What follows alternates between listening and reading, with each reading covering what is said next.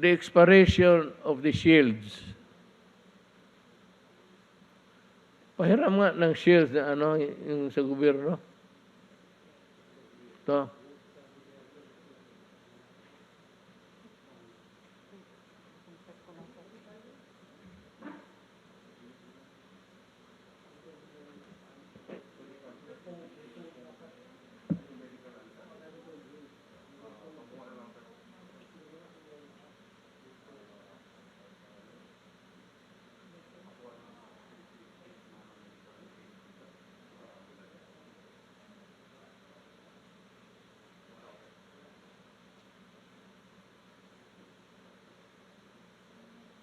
Alam mo, may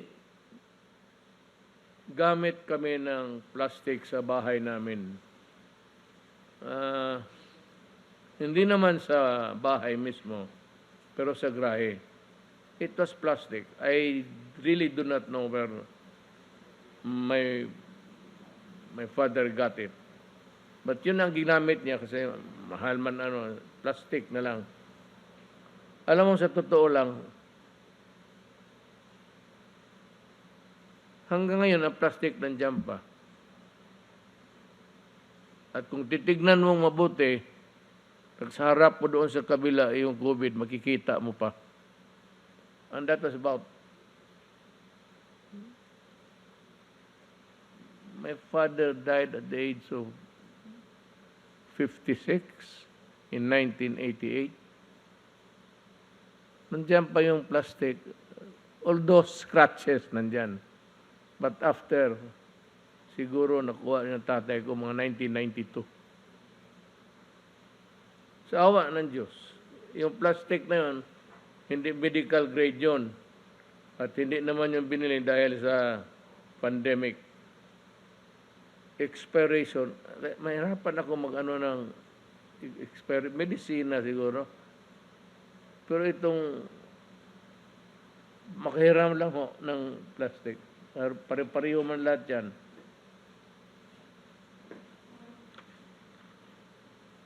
Paano ito mag-expire?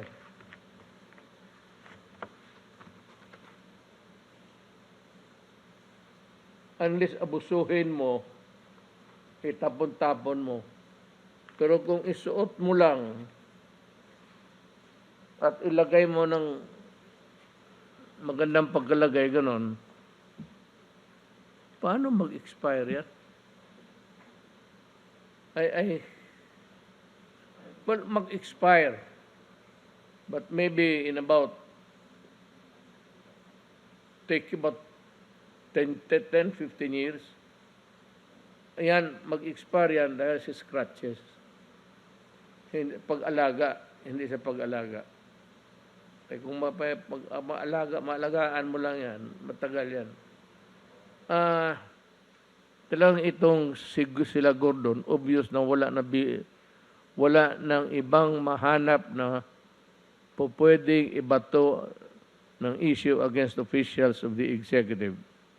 Kaya ako, I am not bothered at all.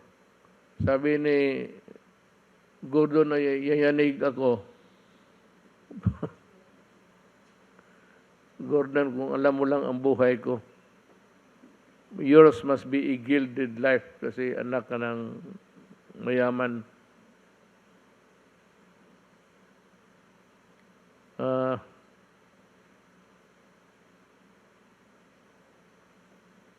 Nalilito na nga ang mga senador natin, and they're trying their best to confuse everyone even with their witnesses. He cannot differentiate the quality if he allegedly tampered with the certificate of production or the certificate of expiration. Kasi kung mayroong production, there must be also an expiration date. Kagaya ng medisina. But it ain't that way sa plastic. Sa totoo lang. Baka ang ginagamit, nagagamit pa si Gordo ng plastic?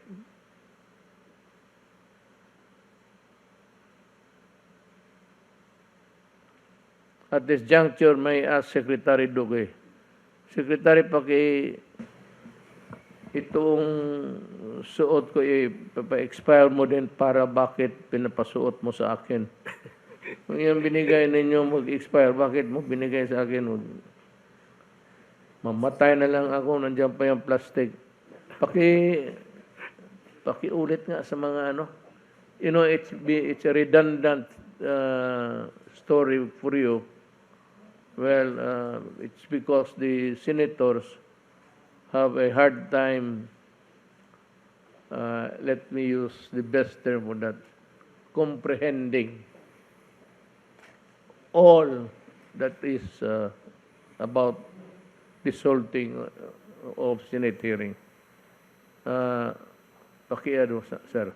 Maraming salamat to, Mr. President at Senator Bongo, Chair ng Committee on Health at ang ating pong mga kasama, si ES Medialdea at mga kasama ko po sa gabinete at sa ating pong mga kababayan. Magandang gabi po sa inyong lahat. Yung pong face shield na pinag-uusapan po, ito po yung binili ng Department of Health mula po sa PSDBM na sila naman po ang nag-angkat o sila ang bumili mula doon po sa kumpanyang Pharmaly. Yung pong medical grade na face shield, katulad po dito, yung nga lang meron pong foam. May foam dito po sa bandang taas na kapag sinuot po yan, yung foam andito po yan, ano? Yung foam po, yun ang nagiging nagde-deteriorate sa mahabang panahon. It becomes brittle and nagiging powder, sir. At saka yung kanyang garter, nagiging brittle din po. At yun po ang tinatawag natin na may shelf life of about 36 months. So, yan po, hindi po natin tinatanggap ang mga supplies nang hindi po ini-inspect ng ating pong DOH inspection team. Ganun din po ang akin pong nakalap na report, ang PSDBM, meron din po silang inspection team. Hindi po sila basta-basta pwedeng tumanggap ng mga supplies na hindi po ito sinusuri maigi in terms of quality o yung kalidad, yung pong quantity at in accordance with the technical specifications na yan po ang inuutos ng DOH na dapat sundin ng supplier. Otherwise, hindi po ito tatanggapin ng Department of Health. So, yun po, malinaw, meron po siyang shelf life. Ibig sabihin ng shelf life, kung iiwanan mo sa isang lugar, sa estante, naka-plastic po yan, na hindi mo gagalawin, dapat siya po tatagal ng 36 months. At ang in particular, yung pong kanyang foam ay dapat tumagal at ang kanyang garter ay dapat tumagal po ng 36 na buwan. So, ang huli na lang po, Mr. President, yung patungkol po sa aligasyon ng tampering, lumabas po doon sa Senate hearing na talagang may pinakita, may ibinunyag, isiniwalat ang isang empleyado ng Pharmaly na tinamper daw po yung production date. Yung 2020 production date, ginawa pong 2021.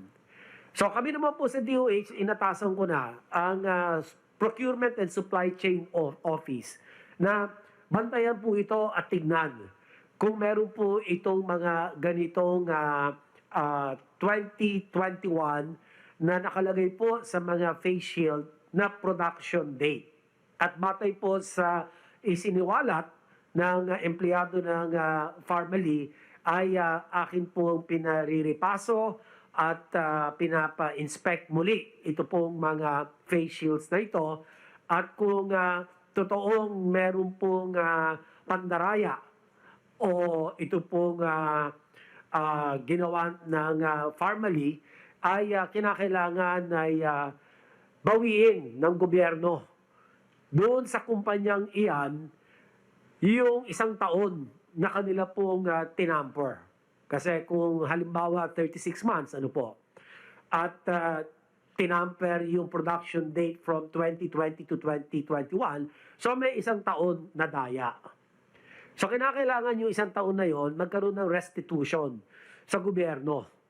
Yung halaga ng face shield, Mr. President. So yan po ang masasabi ko sa ngayon at yan lang po, kung meron pong mga karagdagang katanungan, ay kami po ay sasagot po. Again, I would like to preface my statement with this, that there was, or there is, an existing national emergency. Yan ho ang hindi ninyo kalimutan. And I would like to reiterate that during the congressional hearing this morning, no less than the Government Procurement Policy Board explained that Bayanihan 1 is categorically exempted from the requirements set by the procurement law. Kayong gumawa ng batas na yan, kindly read Bayanihan 1 again. It was clear all along that the procurement of goods under Bayanihan 1 would not require minimum capitalization, net financial contracting capacity, or a single largest completed contract. These are the things that you have been hammering in the Senate hearing. Alam mo, kung ganun lang pala, bakit hindi ninyo nilagay sa batas? Na despite of a pandemic raging, we have to set these conditions to safeguard whatever you want to happen with the supplies and the medical lahat na binili ng gobyerno. Again, if only the members of Blue Ribbon Committee listen to the resource persons and to what has been said many times during the hearing, but they simply think they are infallible, like God. Merong isang tao lang dito sa universe na infallible,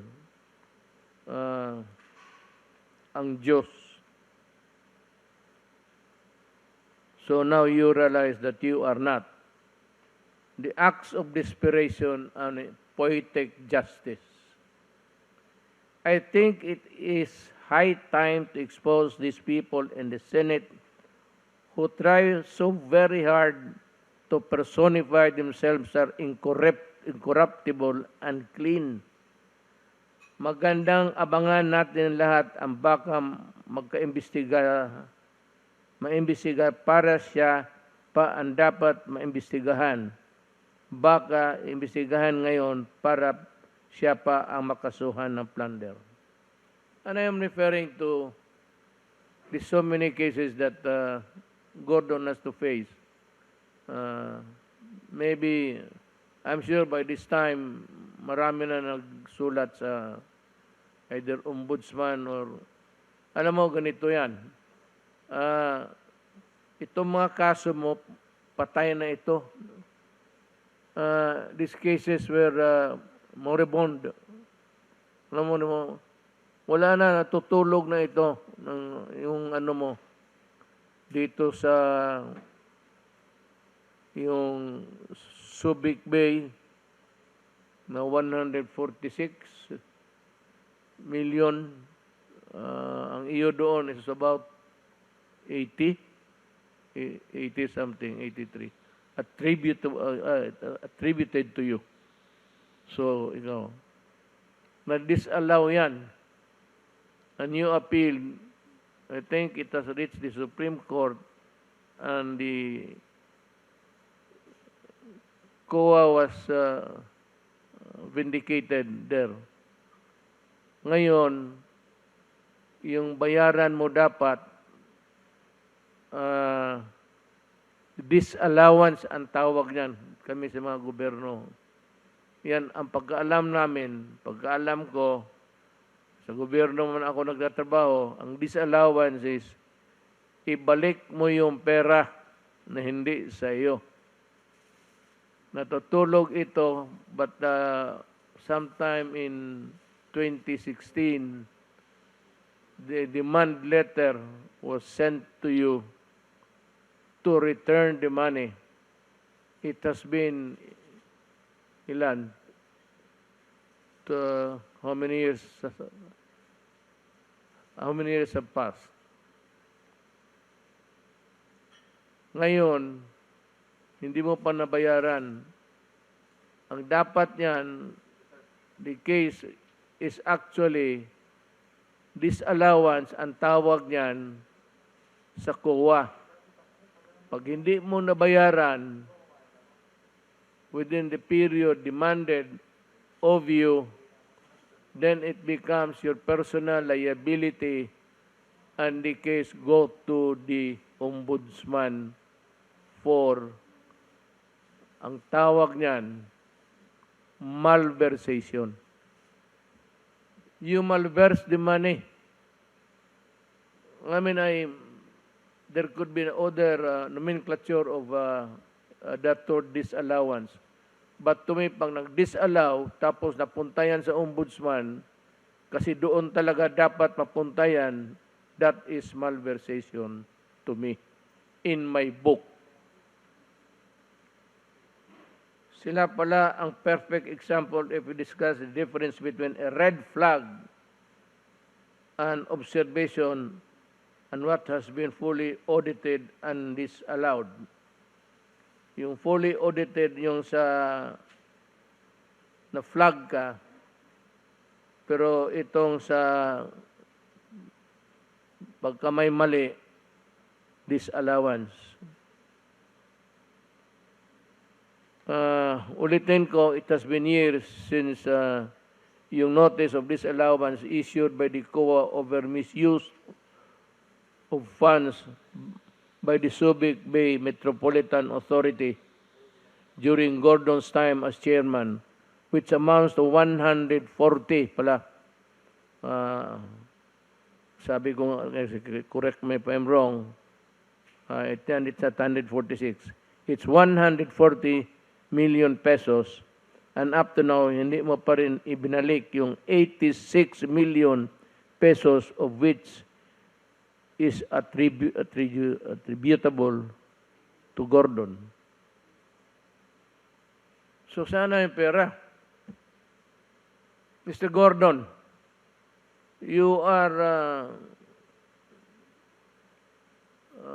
appearing all white because you have painted everybody black there. So, ikaw na yung lumabas na puti. What now? Please answer me. Anong nangyari dito sa kaso mo? Hindi mo binayaran. It's a malverse money. It's the people's money that you have used. So where is the money? Or what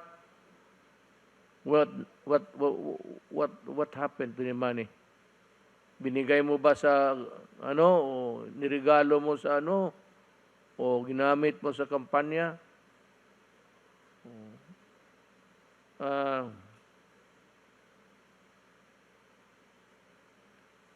I am now asking the Solicitor General to formally ask COA to act on the disallowance and remind them of their constitutional duty to collect the 140 million pesos as stated in the demand letter of SBMA Chairperson and Administrator Isma, dated August of this year, which was sent via registered mail. And this has been duly sustained by the Supreme Court as final and executory. Yung demanda mo, inapila mo pala sa Korte yun, sa Korte Suprema. What happened was that natalo ka, and the verdict is final and executory na. So no appeal, no nothing, except for you to pay. That is the civil side of it. yung binayarin sa uli mo yung pera, that is your civil liability. But there is another component of that, the civil liability and your criminal liability. Yung criminal liability mo, yung mobilization. Tapos may muka ka pa na magsabi sa tao, gusto mong tumakbo ng anong posisyon na isip mo, lahat ng ambulansya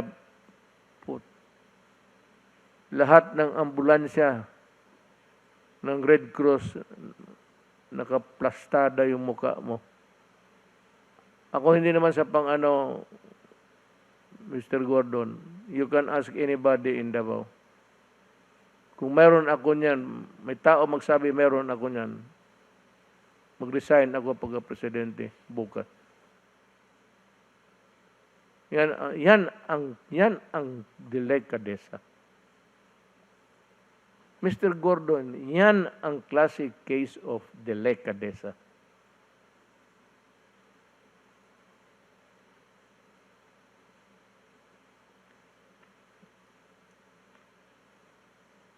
On the matter of the testing kits, pinalabas na naman nila, overpriced na naman.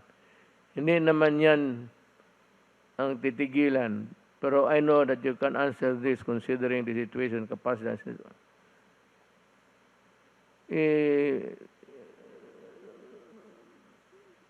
Testing kits. Well, I think the Director General sa FDA can help us solve the problem.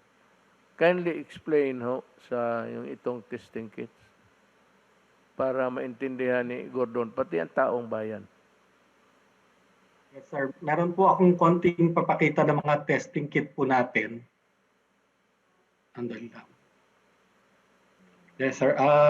Pina-check po natin yung mga testing kits natin, no, na mga nag-register sa FDA po starting noong March 2020.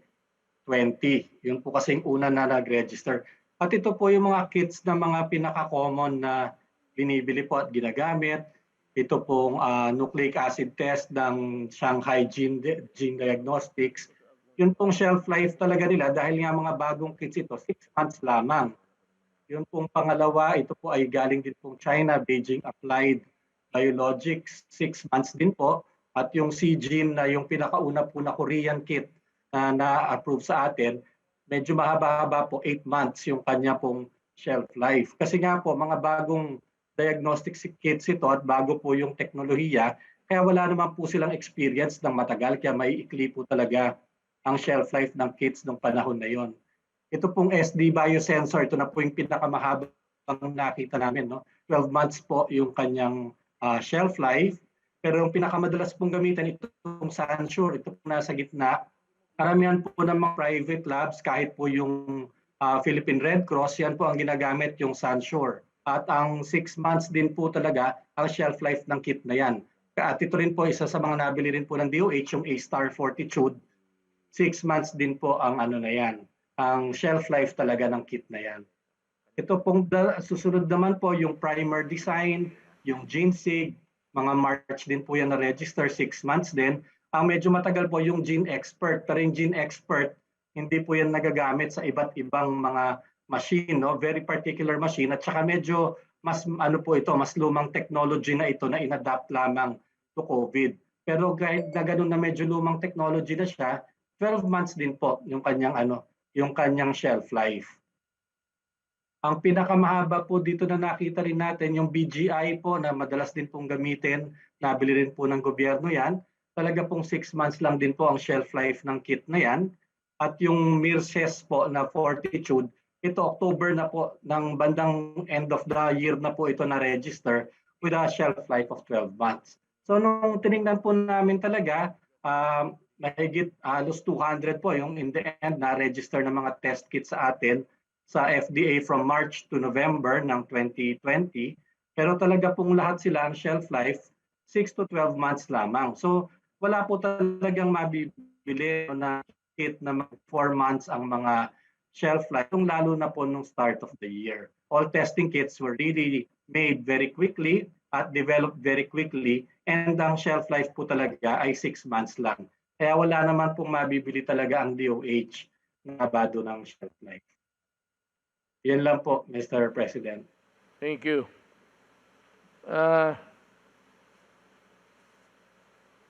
Itong may isa pa akong resource person na gusto kong lumabas. I would like to backtrack. Mag-backtrack na ako.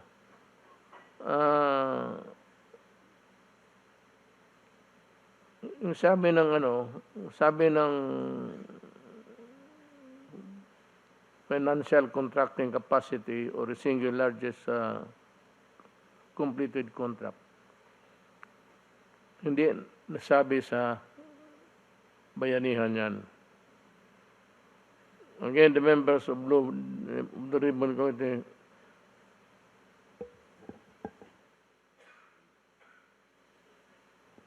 COVID na ako. Hindi kasi nag-face hindi mag-mask. Pati lahat yan sa panel, magka-COVID yan. Just to drive home the point, kasi yung witness nila, nawala, yung nawala, yung auditor, nag-testify, testigos yun ni Gordon. Siya ata yung kanyang initiative to invite as a resource person yung isang auditor. Pero witness niya when he was asked sa lower house in a hearing of the same subject matter. Kung nandyan yung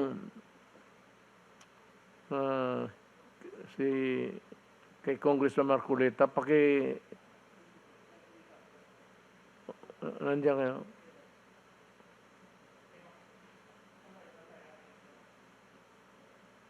Yung hearing doon. Oo. Alam mo ba yung Bayanihan 1, Mr. Abrea? Yes, Mr. Chair. Nung ba sa Bayanihan 1, nire-require na kailangan yung supplier, tanungin mo kung saan nanggaling ang kanyang pera?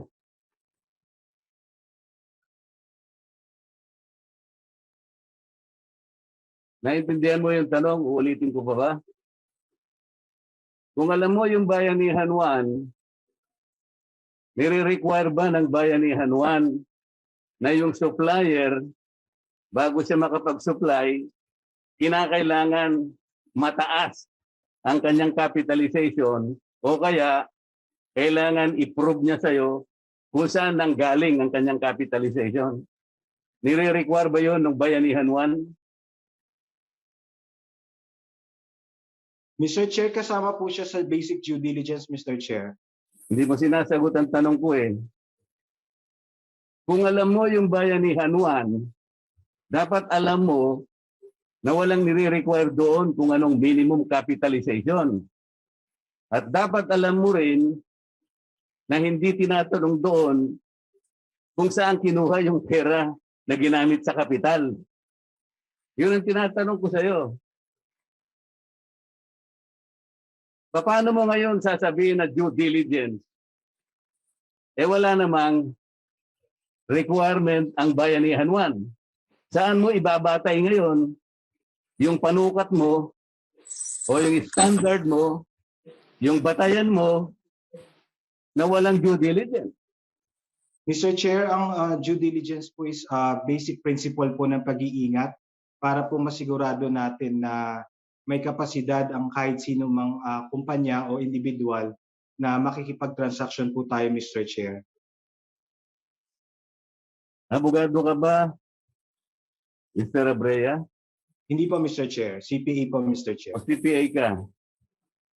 Yung due diligence, Maraming klase yan. Merong necessary diligence, merong proper diligence, may ordinary diligence, merong extraordinary diligence. Alam mo ba yun? Yes, Mr. Chair. Ngayon, kabisado mo yung Article 1163 ng Civil Code. Alam mo ba yun? Hindi po, Mr. Chair. Hindi ko po kabisado. Sasabihin ko sa'yo para malaman mo.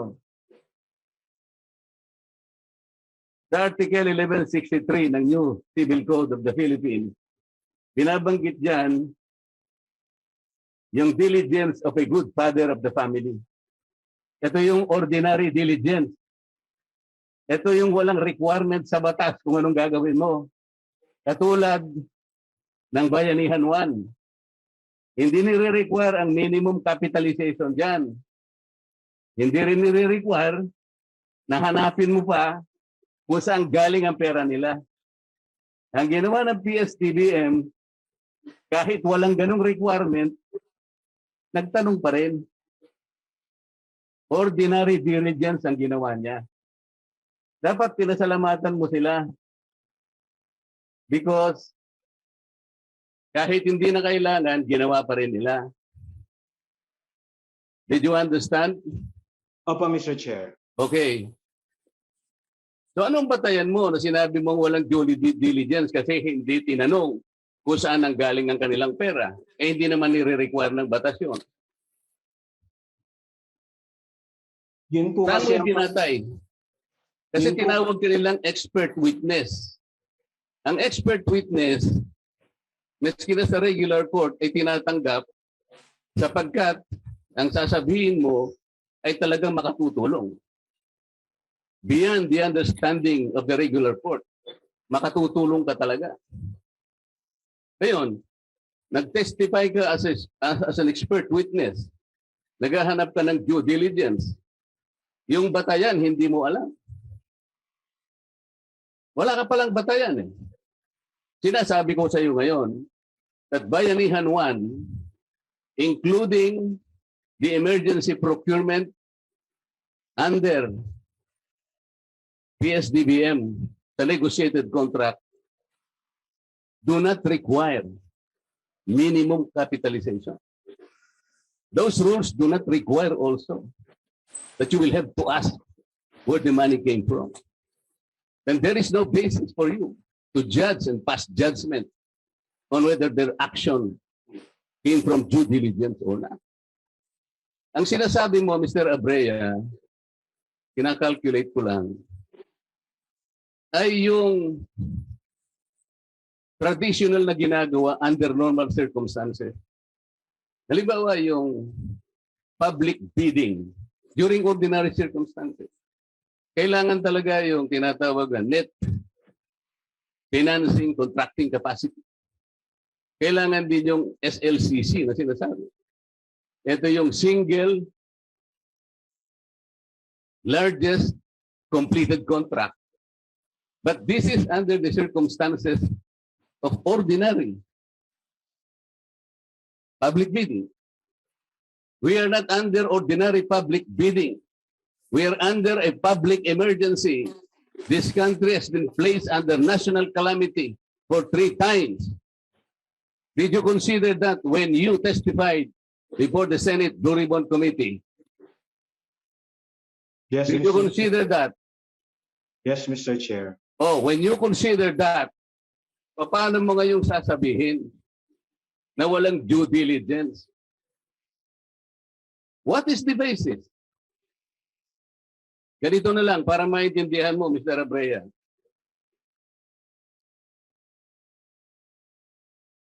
May kaanak ka na may sakit. Palagay na nating medyo delikado ang kanyang kalagayan.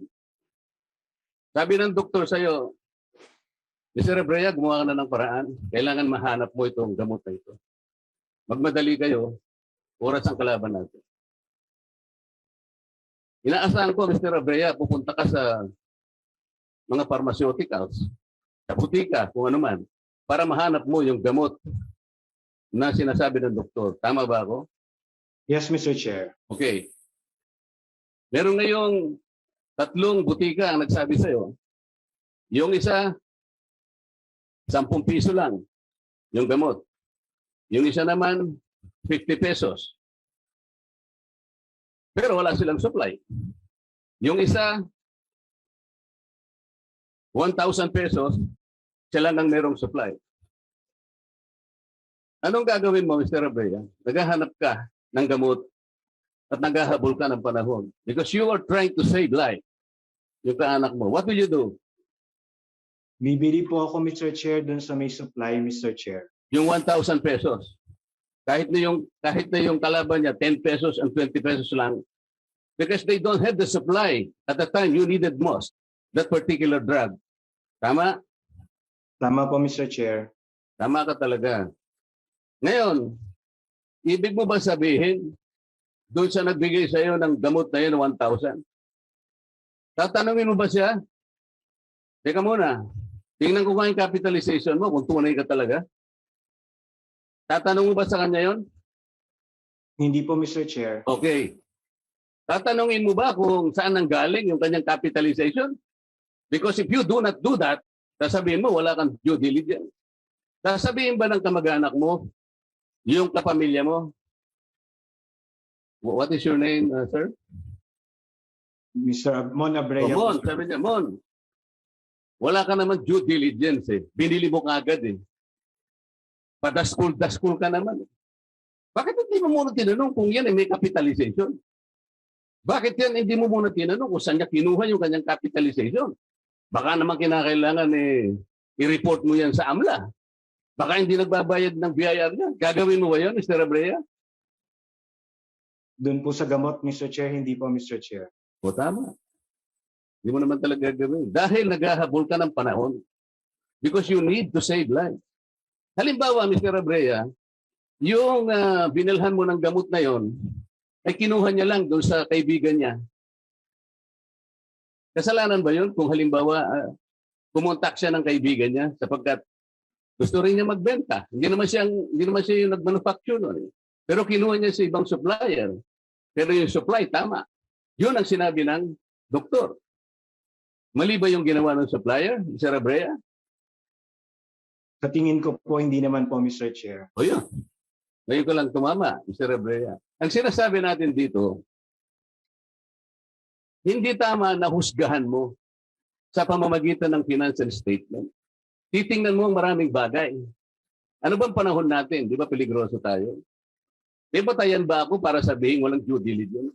Dahil hindi ba tinanong ng PSDBM kung saan niya kinuha yung pera? Kung nanghiram siya ng pera? Wala ng due diligence? Hindi ba pinag-uusapan natin kung sinong nakapag-deliver? Kagaya nung halimbawa natin, yung nakapag-deliver sa'yo, yung pangatlo, medyo mahal nga lang, pero nagkataon siyang may supply. At nag-aabubuhay yung kamag-anak mo. Questionin ba ng pamilya mo sapagkat hindi ka man lang kanya nagtanong. Sino ba yung binilhan mo na yun? Tinanong mo yun kung maraming utang yun. Tinanong mo ba yung kanyang stockholders kung mga may criminal records sa mga yan? Gagawin mo ba yun, Mr. Abrea? Hindi po, Mr. Chair. Salamat po, Mr. Chair. Wala na po kita tanong sa kanya. Well, that completes the story of yung witness nila na hindi na bumalik. Apparently, the witness dovetailed the questions and the answers which Congressman Marcolita wanted to come out from his mouth. Lumabas yung totoo. At baru yung totoo nagsasabi, hindi na wala na. After that, nawala. Hindi na makita.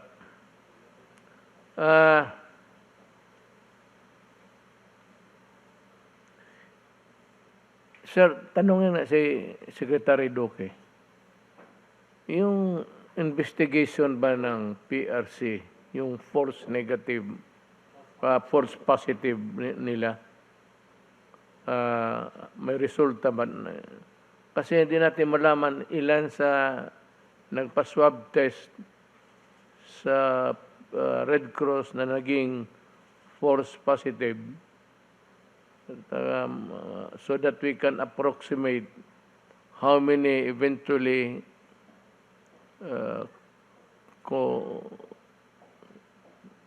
contracted the disease because of the false finding. Do you have a copy of this investigation being conducted by the PRC, or were you given at least a rundown of what's happening there? Well, Mr. President, yung pong preliminary report po sa akin ay yung sa PRC Logistics and Training Center sa Subic. Ito po yung sumuri ng mga nasopharyngeal swab. Ito po sa throat at saka sa may ilong. Yung 49 out of 49, lumalabas po na nag-positive. So 100% lahat. No exception, lahat nag-positive. That was a result that was released on September 3, 2020. So ang ginawa po nung mga nagkaroon ng positive test results sa PRC, sa Logistic and Training Center sa Subic, nagduda po sila. So pumunta ngayon sila sa Medical City Clark Laboratory. At doon po, September 6, nagpa-swab ulit sila, nasopharyngeal and oropharyngeal swab. At lumalabas, out of the 49, 5 po ang nag-positive lamang. So 10% lang po compared sa 100% sa kabila. Ngayon po, kasalukuyan ay iniimbestigahan po ng Research Institute for Tropical Medicine at meron po silang report na lalabas pa lang, makukumpleto ang kanilang investigation, Mr. President, by October 8. So antayin lang po natin dahil medyo masalimuot po yung proseso ng kanila pong investigation. Dahil kinakailangan po rito, highly technical po ang proseso. At 4 po ang mga hakbang na kanila pong ginagawa. Yung number 1, yung pagriripaso po ng mga laboratory records noong pong mga ginawang testing ng PRC at sinisiguro po nila kung tama yung testing protocol, kung nasunod ho ba talaga yung proseso. Pangalawa po ay yung paglilipaso ng tinatawag na case investigation reports. Dito po ay biniverifika yung exposure, yung symptoms, at mga iba pa po mga relevant clinical and epidemiological information. At pangatlo po, meron tinatawag na remote verification. Dito nililipaso naman po yung mga prosesong isinasagawa ng mga laboratorio at yung pong mga measures or procedures, no? At pang-apat po, pinakahuli yung troubleshooting proficiency test panel to all concerned laboratories. Dito po, bine-verify yung pong kakayanan ng mga laboratorio na talagang tama ang kanila pong pagtukoy nung presensya ng tinatawag na SARS-CoV-2 viral RNA at titingnan po nila ng talagang masusing pamamaraan yung detection system na ginagamit po nung laboratory. Dalawa po kasing laboratory pinag-uusapan natin dito, yung PRC po, na kung saan lumabas 100% ng positive yung mga healthcare workers, at yung isa po sa the Medical City Clark, yun din po ay tinitignan ng RITM. So Mr. President, yan lang po ang aking masasabi sa ngayon. Kinakailangan po by October 8, lalabas po ang resulta ng investigation at akin pong ibabahagi sa inyo. Salamat po. Salamat, Secretary Duque. It is good that there is an independent investigating agency para, well, if there's nothing wrong, we can accept that. If there is something wrong, then the chairman of the Red Cross has to answer for it. It's yung supervision mo was not done properly in the absence of a supervised examinations in your agency that hindi ninyo nagawa yan. I think that Gordon has to answer for that also. Now I want to focus on my attention on what appears to be an intimidation of resource persons during the Blue Ribbon Committee. Dahil ba hindi ninyo nakuha ang sagot na gusto ninyong marinig sa isang resource person, inikulong ninyo at gusto pa ninyong ipalipat na sa Pasay City Jail. Nandoon na nga ngayon. You really had him transferred in the Pasay City Jail. Now, let me just shoot the breeze with you, the senators. Kaya ba kayo nag-iimbestiga to find out the truth? So, because if the truth is already there with you, what's the use of looking for an answer in an investigation? Magtatanong kayo. Kung ayaw ninyo yung sagot, magagalit kayo, tapos you threaten, we will cite you in contempt, and we can detain you forever. Is that how a civilized Congress works? Takutan ba ito? Kaya nag-iimbestiga ka kasi gusto mong malaman na yung sagot ng tao hindi sang-ayon sa alam mo na ang totoo. Then do not blame him because that is his truth.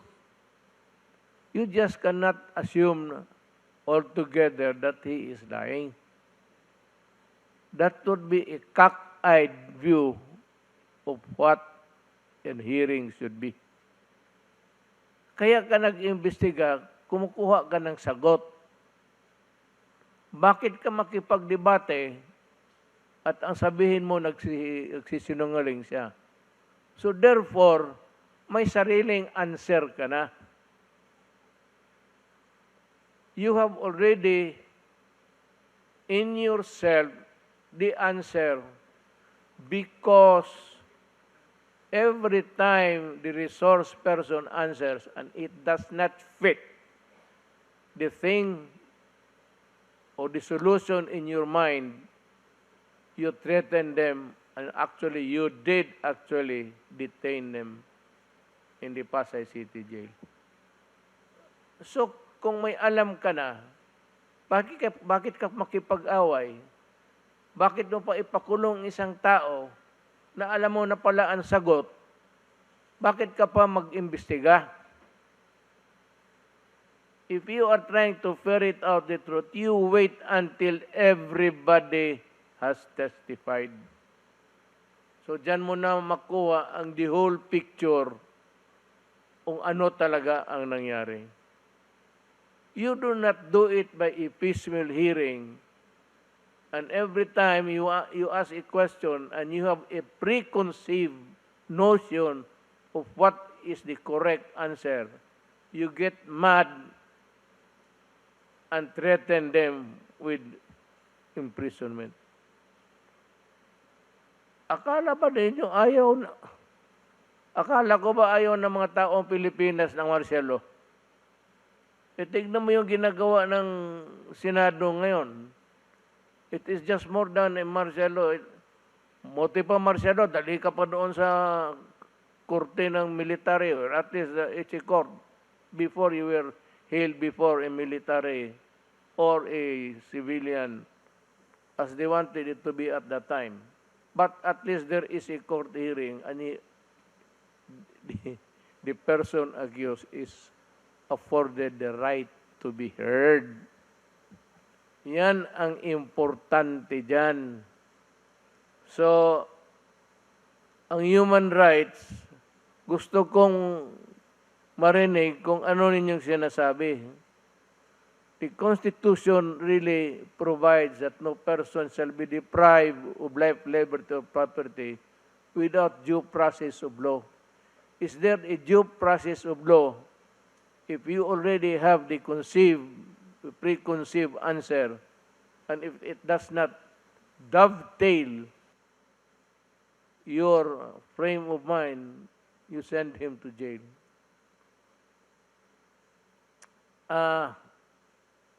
If just piece of advice. I think sino yung tao na sabi ko nga, durugin na ninyo. Yung parmalin, durugin na ninyo. Pero not at the expense of the constitutional rights of whoever is testifying there. Hindi ko nididepensa, nagsasalita na ako bilang abogado kasi nakikita ko dito sa briefer ko, kinulong na ninyo. So what's the use of hearing kung may alam ka na pala na, Mr. Gordon, you're a lawyer, do not try to be a lawyer and not a despot. You are not the king of Congress. Please do it for the sake of you, your family, and for the country. So, bago ako magtapos, marami na akong nadaldal.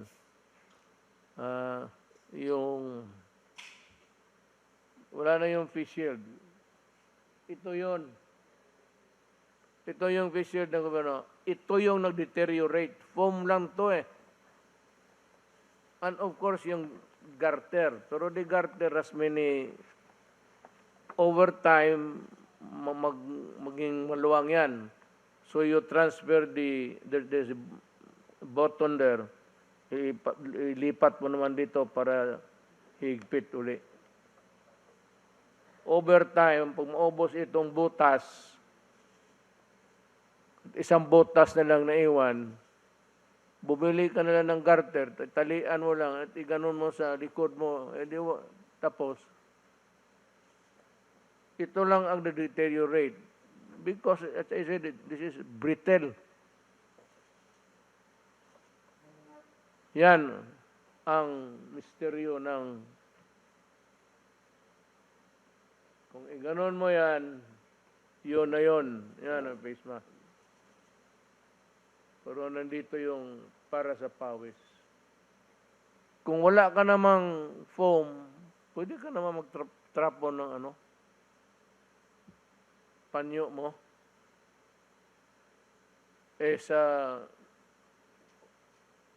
Nakita ko sa sine sa operating room, ang pahid ng pawis ng surgeon yung tatrabaho, yung nurse.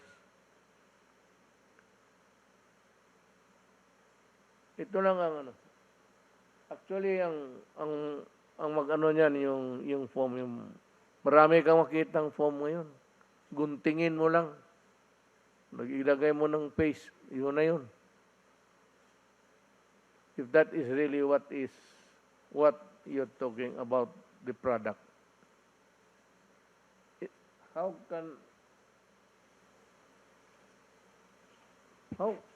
can this thing deteriorate?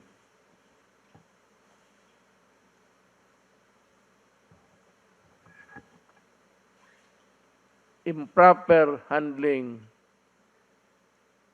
of abuse in the use of the masisira talaga. Kung meron itong ilagay mo lang yan dyan.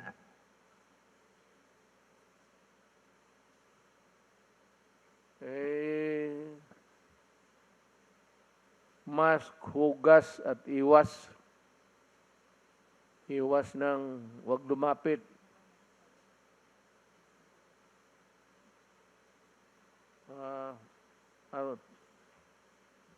Ito pa. Ito para kay Gordon lang rin. May I ask the senators if it is true that the hallmarks, HILMARC,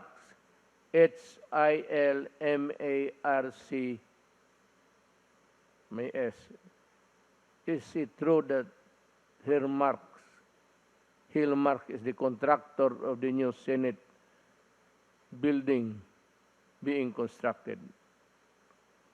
Is this the same Hillmark contractor that built the Iloilo Convention Center and the Makati City Hall building, two that the Senate also investigated during the last administration?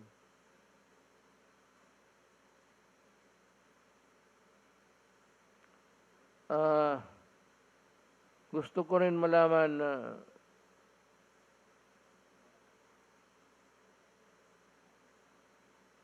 sa iyo, Mr. Gordon, yung dalawang building, paki-report na rin sa tao. The reason why the people are also interested in the investigation, in the audit, is gusto ng tao buksan ninyo ang libro para makita kung saan tumakbo yung pera. Yan ang gusto ng tao. Hindi na masyado sila sa audit. Nakakalito yan sa ordinaryong tao. Kaya ako ngayon, hindi naman ako CPA. Ba't kung sabihin, buksan mo ang libro para malaman ng tao?